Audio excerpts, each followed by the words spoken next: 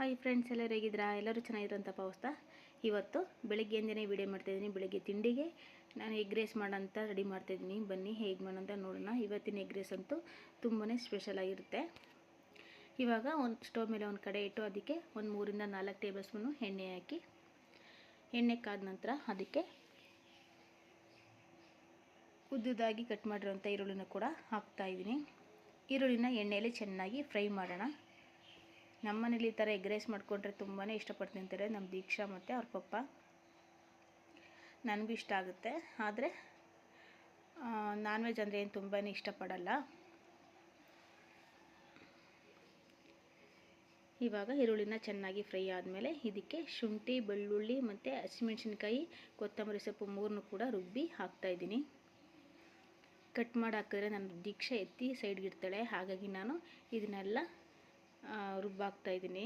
ಹಸಿಮೆಣಸಿನ್ಕಾಯಿ ಮತ್ತು ಕೊತ್ತಂಬರಿ ಸೊಪ್ಪನ್ನ ಇವಾಗ ಕಟ್ ಮಾಡಿರೋಂಥ ಕೊತ್ತಂಬರಿ ಸೊಪ್ಪನ್ನು ಕೂಡ ಹಾಕಿ ಒಂದು ಸಲ ಮಿಕ್ಸ್ ಮಾಡಿ ಇದಕ್ಕೆ ಇವಾಗ ಒಂದೇ ಒಂದು ಚಿಟಿಕೆಯಷ್ಟು ಅಡಿಗೆ ಅರಿಶಿನ ಹಾಕೋಣ. ಮತ್ತು ಇವಾಗಲೇ ನಾನು ಉಪ್ಪನ್ನು ಕೂಡ ಹಾಕ್ತಾಯಿದ್ದೀನಿ, ಈರುಳ್ಳಿ ಬೇಗನೆ ಸಾಫ್ಟ್ ಆಗಲಿ ಅಂತ. ರುಚಿಗೆ ತಕ್ಕಷ್ಟು ಉಪ್ಪು.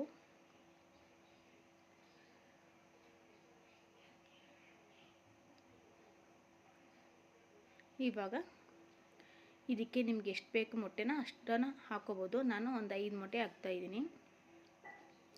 ಬೆಳಿಗ್ಗೆ ತಿಂಡಿಗಂತೂ ಸೂಪರಾಗಿರುತ್ತೆ ಮತ್ತು ಬೇಗನೆ ಆಗುತ್ತೆ. ಏನು ಮಾಡೋದಪ್ಪ ಅಂತ ಯೋಚನೆ ಮಾಡ್ತಿದ್ದೆ, ಆವಾಗ ಎಗ್ ರೈಸ್ ಮಾಡೋಣ ಬೇಗನೆ ಆಗುತ್ತೆ ಅಂತ ಮಾಡ್ತಾಯಿದ್ದೀನಿ. ನಮ್ಮ ಮನೇಲಿ ಚಿತ್ರಾನ್ನ ಪುಳಿಯೋಗರೆ ಮಾಡಿದ್ರೆ ದೀಕ್ಷೆ ಇಷ್ಟಪಟ್ಟು ತಿನ್ನಲ್ಲ, ಹಾಗಾಗಿ ಇದನ್ನು ಮಾಡಿದ್ರೆ ಇಷ್ಟಪಟ್ಟು ತಿನ್ಕೊ ಹೋಗ್ತಾಳೆ. ಇಲ್ಲಾಂದರೆ ನಾನೇ ತಿನ್ನಿಸ್ಬೇಕಾಗುತ್ತೆ ಅವಳಿಗೆ, ಹಾಗಾಗಿ ನಾನು ಎಗ್ ರೈಸೇ ಮಾಡ್ತಾಯಿದ್ದೀನಿ. ನೋಡಿ, ಇವಾಗ ಮೊಟ್ಟೆನೂ ಕೂಡ ಹಾಕ್ತಾಯಿದ್ದೀನಿ. ಇವಾಗ ನಮ್ಮ ದೀಕ್ಷಾ ದಿನ ಕೇಳ್ತಾಳೆ, ಅಮ್ಮ ಬ್ರೆಡ್ ಆಮ್ಲೆಟ್ ಮಾಡಿಕೊಡಿ ಅಮ್ಮ ಅಂತ. ಆದರೆ ಅವ್ರ ಪಪ್ಪ ಬ್ರೆಡ್ ಎಲ್ಲ ಕೊಡಬಾರ್ದು ಅಂತ ಬೈತಾರೆ, ಹಾಗಾಗಿ ನಾನು ಅದನ್ನೆಲ್ಲ ಸ್ವಲ್ಪ ಅವಾಯ್ಡ್ ಮಾಡಿದ್ದೀನಿ. ಈ ಥರ ನಾನು ರೈಸ್ಗೆ ಎಗ್ ಹಾಕಿ ಎಗ್ ರೈಸ್ ಮಾಡಿಕೊಡ್ತೀನಿ, ಬೇಗನೆ ಆಗುತ್ತೆ. ಮತ್ತು ಶುಂಠಿ ಬೆಳ್ಳುಳ್ಳಿ ಪೇಸ್ಟ್ ಹಾಕೋದ್ರಿಂದ ಈ ಚಳಿಗಾಲದಲ್ಲಂತೂ ತುಂಬಾ ಮಕ್ಕಳಿಗೆ ಯಾವುದೇ ಥರ ಶೀತ ಆಗೋಲ್ಲ, ತುಂಬಾ ಚೆನ್ನಾಗಿರುತ್ತೆ. ಹಾಗಾಗಿ ನಾನು ಈ ಥರ ಮಾಡ್ತಾಯಿದ್ದೀನಿ.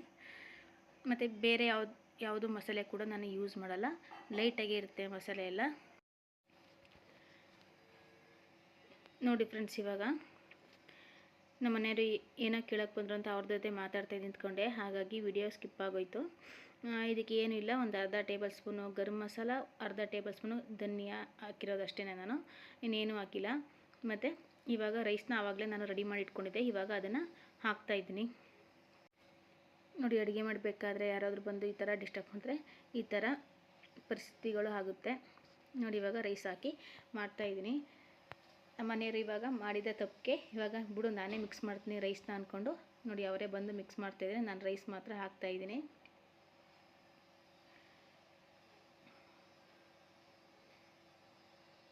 ನೋಡಿ, ಅವರೇ ಮಿಕ್ಸ್ ಮಾಡ್ತಾಯಿದ್ದಾರೆ.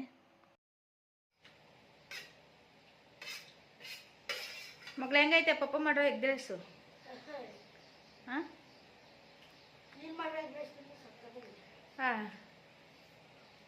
ಹಾಗೆಯೇ ನೋಡಿ, ನಮ್ಮ ಮನೆಯವರು ಎಲೆಕ್ಟ್ರಿಕಲ್ ಸಾಮಾನೆಲ್ಲ ಯಾವ ಥರ ಬಿಸಾಕಿದ್ದಾರೆ ಅಂತ. ಕೆಳಗಡೆ ಒಂದು ಸಾಮಾನು ಸಿಗ್ನಿಲ್ಲ ಅಂದರೆ ಈ ಥರ ಎಲ್ಲ ಕೆಳಗಡೆ ಎಲ್ಲ ಹಾಕಿ ಅದು ಸಿಕ್ಕಿದ ಮೇಲೆ ತಗೊಂಡೋಗಿ ಇದನ್ನು ಎತ್ತಿಟ್ಟಿಲ್ಲ. ಇವಾಗ ನಾನು ಇದನ್ನೇ ಎತ್ತಿಡಬೇಕು.